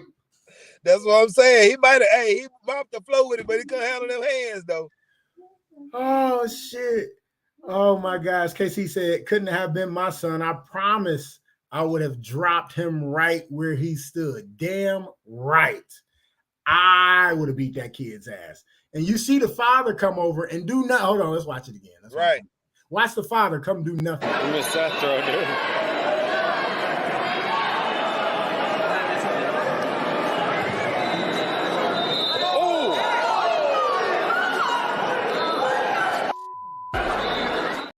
Like it's almost like the father was like he thought about it. He thought about it, but hey, I'm not thinking about it. I'm not thinking about it. I'm just reacting flat out. I'm just gonna react. I'm definitely gonna react. KT gonna say his parents are suckers. Big time. Big time. Say he want to be Tank Davis so bad. Hey, he got a future in boxing now. He might not be a damn wrestler. Hey, he might not be a wrestler, but he got some hands on him. He better not get in that MMA cage. He might go to the ring because like that MMA cage, they go sling his ass around. But if he get to catch him with one of them hooks, bow. Somebody been working with him with the hands though. Oh shit! They didn't work on his ground game at all, but they've been working on them hands. That man need to get on the ground quick. They need to put him in some jiu-jitsu classes or something. Because I seen the video too. Right. I seen the whole video. Yeah. He was getting slung around. KT go say, especially dad, he ran up like, why you do that? Shaking my head. Yeah. Like I like it. I mean, it would have been reaction. Because like I literally would have walked up and let that hand go just like he let his hand go on my son. Real quick, or a nice little stiff jab or something, like you know what I'm saying, popped him in his chest real quick, like I used to do my son when he was that age. But talking about mean right hook, though, he got it. Yeah. DJ gonna say, Dad, you can't get your ass whooped and shame the family twice. He said if the son got hands, his dad got hands. Hey, I was just thinking that. I was like, man, look. They gonna turn around and the other dad gonna come out and gonna dog him. Yeah. Well, we know his dad can't wrestle. Right. You better grab it.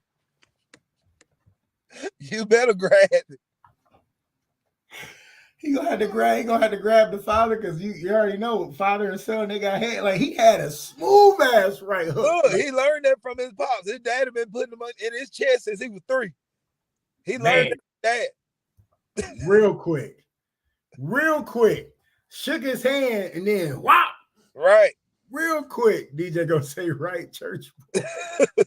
KT said we was gonna have to find out that day. And you ain't lying. Listen, you are not lying, KT. Listen, I can't imagine one of your kids that happening to one of your kids. If baby was molly-whopping this dude, just throwing him around, and he hit baby like that, KT would have knocked that kid out herself.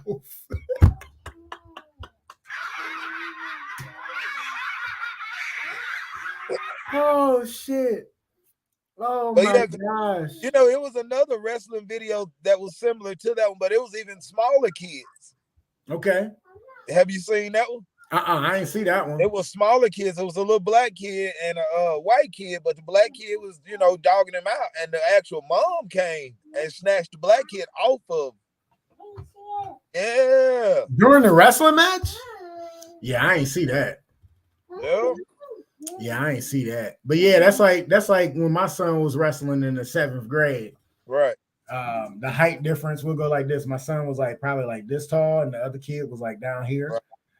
But the other kid was definitely, you can tell he was wrestling for like his whole life until the 7th grade. And my son wanted to get into wrestling because he loved WWE at the time. And I told him it was fake. It ain't like this real, school wrestling. And my son got took to the 12th so fast, he was like, boom. And I couldn't do nothing but laugh. I was like, hey, I told you it wasn't fake. You know what I'm saying? But I'm not gonna go beat the kid up for slamming my son. It's a wrestling match. You know what I'm saying? I would have been pissed if my son would have got up and knock this kid out for, you know what I'm saying, whooping his ass on the mat. You know what I'm saying? That's the mat. It stay on the mat. You know what I'm saying? You're in the ring. That's a different story. Exactly. You can't, take your frustration out on somebody because you got whooped in a sport. Exactly. It's not boxing, it's wrestling. You don't use your hands.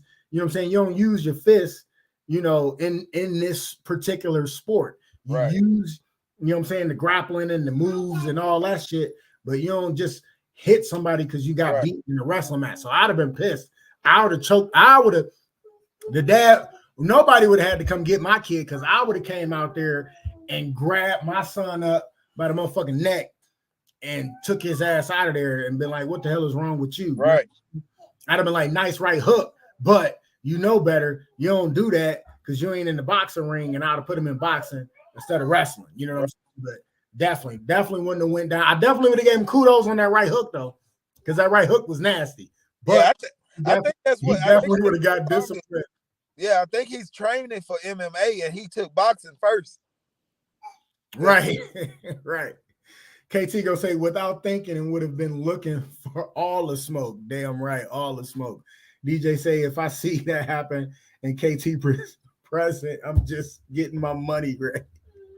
I'm getting my money ready to bail her ass out. Hey, you ain't lying. KT say that mama would have got slapped that day too. Hello. Oh shit. She gonna say, DJ, I appreciate it because I'm going. Seriously, that's what's wrong with this soft generation, the lack of discipline and skill and throw temper tantrums. Definitely. That's what I'm saying. Yeah. I hear you give him kudos on the right hook. We got beef too. No, I'm gonna listen. I'm snatching my son up if he did that to the kid, right? Snatching him up, hitting him with a jab. But of course, when we get home, I'm definitely giving him kudos on that right hook because it was clean and he knocked his ass out. But I'm telling him, like, you don't do that, period. You know what I'm saying? But I am going to commend him on that right hook, and I'm going to put him in boxing, take him out of wrestling. But he's definitely going to get his ass whooped, period, point blank, because that shouldn't have went down. But he also get a kudos for that right hook. That right hook was clean. I mean, we can watch it again. I feel like you need to take him to the boxing ring, make him box 3-4 guys in one time. Right. Since you want to be unfair, let's be unfair. You get in there with 2 trained boxers and let's see what you got. Yep. Definitely. Yeah, because he definitely ain't getting away with the shit. Right. No. You know what I'm saying? It's funny as hell now. Don't get me wrong. I'm going to but the father part of me, you know what I mean, know that it's just a line that you don't cross. Right. And that's one of them. You know what I'm saying? Because that sport that's not where it's supposed to be at. Right. You know what I'm saying? Like, not at all. Hold on, here we go. KT go say, what if the parents sue you? It said the kid wear a mask now to protect his nose. Well, I mean, it like my whole thing is it was too late. You know what I'm saying? Like the kid did what he did. I'm definitely gonna discipline him, and you guys have to take the consequences. Yeah, because they might get sued for that. Right. I get it. You know what I'm saying? Yeah. But all right, hold on. So, but yeah, like that was I thought it was senseless. He definitely shouldn't have swung on him. He definitely got to get his wrestling game up if he want to continue to wrestle. Right. But I say put him in boxing and get rid of wrestling, period, point blank, because that motherfucker can't wrestle. Y'all can watch the whole video on the internet, but I will put that video and the Bad Kid video on the Just Therapy the podcast Facebook page so you can see what we talking about. To my Spotify listeners, make sure you follow us on that page and you can see all the videos that we talk about and we show live during the episode. KT gonna say, well, how old do y'all know? I do not know. I want to say they was like 13, 14 age. 8th grade. Yep. That's what I'm saying. That's what I thought. Like 8th grade. Yeah. So around what, 12, 13, I think 8th grade age is. Yeah. Because I think I was 14 in 9th grade. I can't remember. Motherfucker old. So, but yeah, that shit was too much. I definitely wouldn't have let my son get away with that shit, period. So, but yeah, man. So What else you would have done, church boy, if that you know what I'm saying, if that happened, like if you was there, like what if that was your son? Would you have did something to the other kid? Man, I don't know, man. I always make sure my son knew to keep his left and right up at all times. You keep your hands out in front of you. You don't know what the next person thinking. I don't care what the situation is. So with my son, man, I really think he probably would have had a fight on his hand. It would have never been just no one punch, and he would have just walked off like he did. Nah, he had to punch my son, and wrestling too. My son probably would have boomed it and got on top of it. We country. We don't play fair. You punch me in the face you want to. Punch my son in the face you want to. Shit, that boy strong too. That's one I don't think it would have just happened to like that. I wouldn't have had to jump in with my son though. Right. But my son, you know what I mean? Like I said, I make sure my son know to keep his hands out in front of him at all times, no matter the situation. Definitely. So, yeah, he might would have got a punch, but it wouldn't have been that clean. I hear you. KT gonna say this new generation 14, 15 grade. Oh, shit. And say he definitely got caught slipping, and DJ say reclass error. Oh shit, that's hilarious. All right, y'all. It is that time of the show where we winding down, y'all. We winding down before we get to the close. Levi, man, hey, thanks for coming to the couch, man. It definitely was a pleasure having you on. I enjoyed this episode as always, and just chopping it up with you and discussing some of this shit that went down. So definitely always welcome back on, man. You're definitely a friend of the show. But give them your information on how they can follow you, where your next show's at. Let them know what they can do.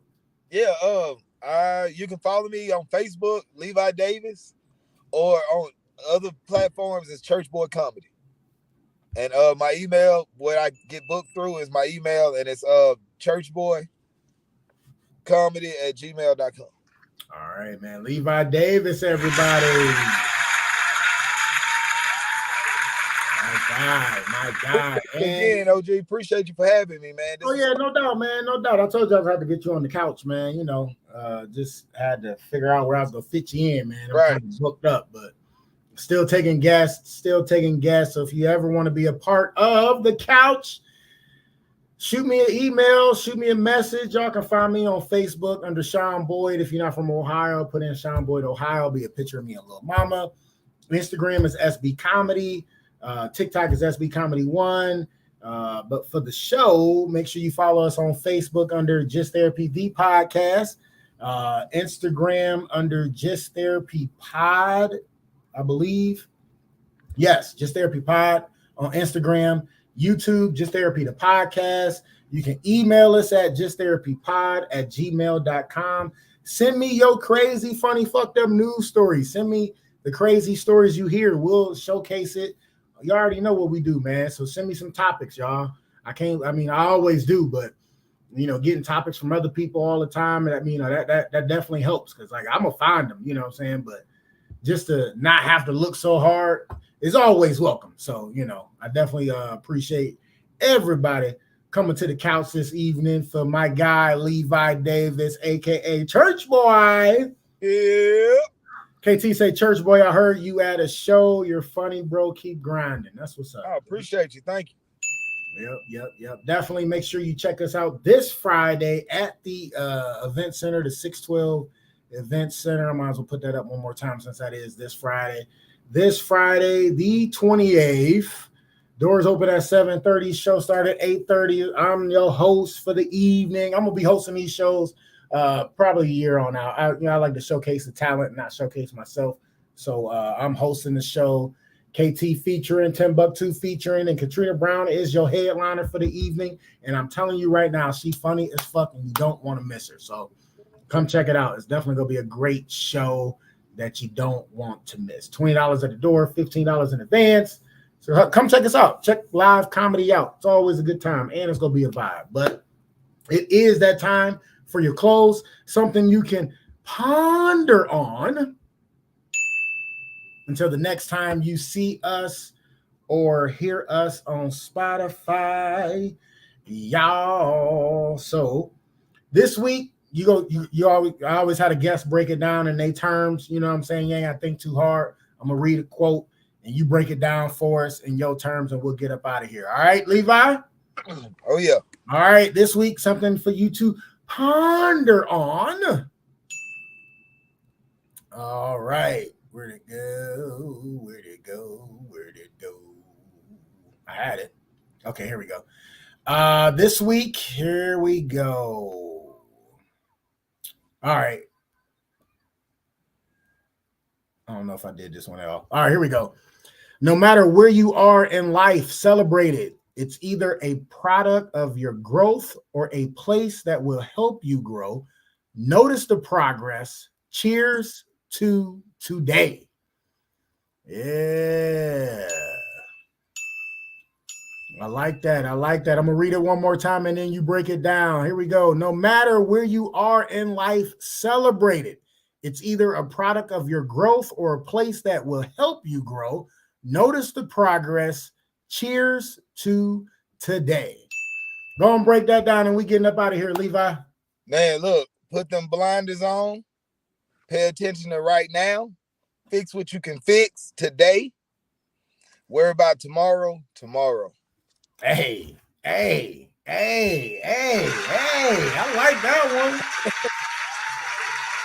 like that one. I like that one. That's dope right there. That is dope. That's good right there. Way to break that down, brother.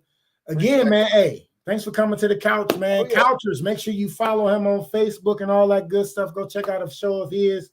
And good dude. Definitely good, humble dude, man. Levi, thank you so much for coming to the couch, man. I appreciate you, brother. Appreciate you. Any last words you want to say before we get up out of here? Man, look, y'all check Sean Boyd out, man, because look, check this out. Every time I've seen him, I've been somewhere trying to hold my side and get the cramp out of it. Look, go check this man out. He got a show coming up on the 28th, man. Y'all make sure y'all go see him, man. It's going to be live. I'm going to be there if I can help it, man. I'm definitely going to come check him out, man. But look, check Sean Boyd out. Go see the show. Hey, appreciate you, brother. Appreciate you. Oh, brother. yeah, man. Appreciate you. Couchers, love y'all, man. Thank you for coming to enjoy another therapy session. We will be back next week, God willing. I love y'all. Keep coming to the couch. Keep spreading the word. And I'm Best B, and I'm taking y'all home, baby. We out. MICAH Beats.